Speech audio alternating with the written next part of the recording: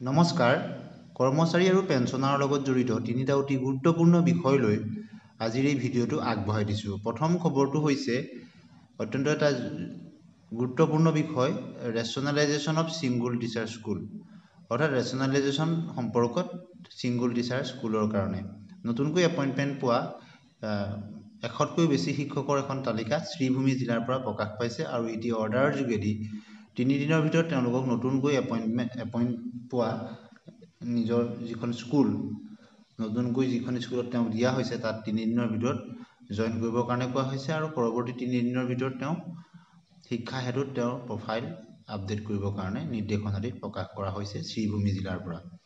গতিকে আপোনালোকে নিশ্চয় যিসকল সেই জিলাৰ অন্তৰ্গত তেওঁলোকে গম পাইছে ছিংগুল টিচাৰ স্কুলৰ ক্ষেত্ৰত এইখিনি দিয়া হৈছে আৰু ডিষ্ট্ৰিক্ট এলিমেণ্টাৰী এডুকেশ্যন অফিচাৰৰ তৰফৰ পৰা দিয়া হৈছে। গতিকে এলিমেণ্টাৰী এডুকেশ্যনৰ লগত জড়িত আৰু এনে ধৰণৰ এখন তালিকাও ওলাইছে আৰু যিসকল শিক্ষকৰ নাম আছে নিশ্চয় তেওঁলোকে ইতিমধ্যে গম পাইছে। গতিকে এইটো হ'ল ৰেচনেলাইজেশ্যন অফ টিচাৰ সম্পৰ্কত ছিংগুল টিচাৰ স্কুললৈ। দ্বিতীয়টি খবৰ 15 দিনৰ সময়সীমা বান্ধি দি শিক্ষামন্ত্ৰীলৈ পত্ৰ ক্ষুব্ধ শিক্ষাগুৰুৰ কেবিনেট সিদ্ধান্ত গুৰুত্বহীন হোৱাৰ অভিযোগ শিক্ষকৰ মৰ্যাদা প্ৰদানৰ দাবী অন্যথা 17 ফেব্ৰুৱাৰীৰ পৰা আন্দোলনৰ হুংকাৰ টিউটৰ মঞ্চৰ। সুদীৰ্ঘ 1.5 বছৰ সময় অপেক্ষা কৰাৰ পাছতো কেবিনেটৰ সিদ্ধান্ত কাৰ্যকৰী নকৰি ৰাজ্যৰ প্ৰাথমিক শিক্ষানুষ্ঠান তথা শিক্ষকৰ সৈতে তেওঁলোকৰ যিখিনি দাবী পূৰণ নকৰাত ক্ষুব্ধ হৈ পৰিছে প্ৰাথমিক শিক্ষকসকল। প্ৰাথমিক বিদ্যালয়ত পদ সৃষ্টিৰ ক্ষেত্ৰত ৰাজ্য চৰকাৰখনে দেখুওৱা চৰম গুৰুত্বহীনতাক লৈ অসম ৰাজ্যিক প্ৰাথমিক শিক্ষক সন্মিলনী তেওঁলোকে মেইল যোগে শিক্ষামন্ত্ৰীলৈ এই বাৰ্তাটো প্ৰেৰণ কৰে। অৰ্থাৎ তেওঁলোকৰ দীৰ্ঘদিনীয়া কিছুমান দাবী আছে আৰু কেবিনেটতো কিছু সিদ্ধান্ত লোৱা হৈছিল আৰু সেইখিনি যাতে তাৎক্ষণিকভাৱে কাৰ্যকৰী কৰা হয় বা আগন্তুক বাজেটত যাতে তাৰ প্ৰতিফলন দেখিবলৈ পোৱা যায় সেই উদ্দেশ্যে তেওঁলোকে শিক্ষামন্ত্ৰীলৈ মেইল যোগে বাৰ্তাটো প্ৰেৰণ কৰিছে।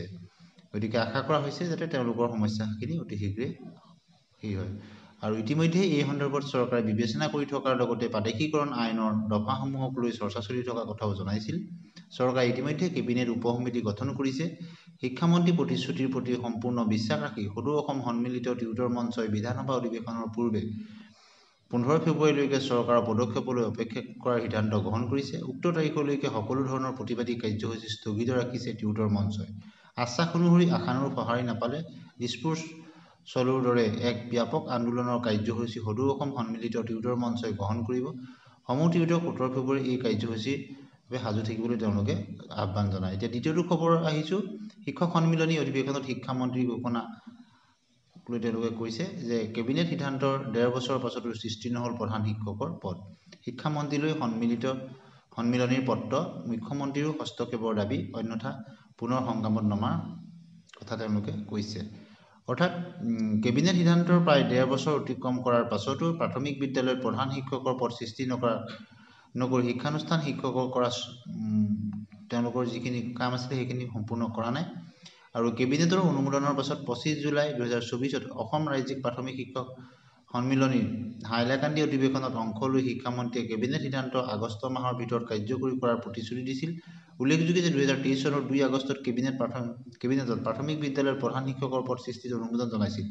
কেবিনেট অনুমোদনৰ 1.5 বছৰ আৰু শিক্ষামন্ত্ৰীৰ প্ৰতিশ্ৰুতিৰ 6 মাহ অতিক্ৰম কৰাৰ পাছতো প্ৰধান শিক্ষকৰ পদ সৃষ্টি নোহোৱাত 15 দিনৰ সময়সীমা নিৰ্ধাৰণ কৰি আজি মেইল যোগে শিক্ষামন্ত্ৰীক স্মাৰক পত্ৰ প্ৰদান কৰাৰ লগতে বিষয়টো মুখ্যমন্ত্ৰীৰ হস্তক্ষেপ বিচাৰি এক পত্ৰ প্ৰেৰণ কৰিছে অসম ৰাজ্যিক প্ৰাথমিক শিক্ষক সন্মিলনীয়ে। সন্মিলনীৰ ভাৰপ্ৰাপ্ত সভাপতি আৰু প্ৰধান সম্পাদকে এই কথা তেওঁলোকে অৱগত কৰিছে। গতিকে আশা কৰিছে যে তেওঁলোকে অতি সোনকালে তেওঁলোকৰ যিখিনি দাবী সেই দাবীখিনি যাতে পূৰণ কৰা হয় আৰু ইয়াৰ উপৰিও তেওঁলোকৰ প্ৰাথমিক বৃত্তি পৰীক্ষা অনুষ্ঠিত কৰা স্নাতক শিক্ষকৰ 8,700 টকাৰ গেটৱে ঘূৰাই দিয়া পাঠ্যক্ৰম বহিৰ্ভূত কামৰ হেঁচা কমোৱা আদি বিভিন্ন তেওঁলোকৰ দাবী আছে সেইখিনি তাত উল্লেখ কৰা হৈছে। গতিকে আজিৰ এই ভিডিঅ'টোৰ যোগেদি আপোনালোকলৈ এই তিনিটা গুৰুত্বপূৰ্ণ বিষয় লৈ আগবঢ়াই দিলোঁ।